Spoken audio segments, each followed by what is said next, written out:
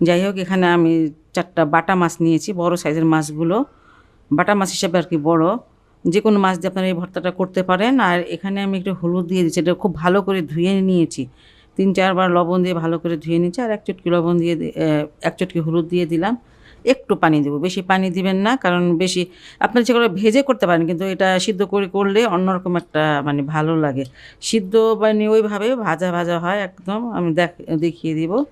যাই হোক, এই যে অল্প একটু পানি দিলাম, বেশি পানি দেওয়ার কোনো প্রয়োজন নাই, এই পানিতে মাছটা সিদ্ধ হয়ে যাবে।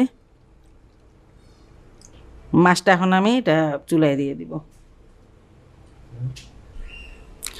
মাছগুলোকে আমি 10 মিনিট উল্টে পাল্টিয়ে মানে এইভাবে সিদ্ধ করে নিয়েছি।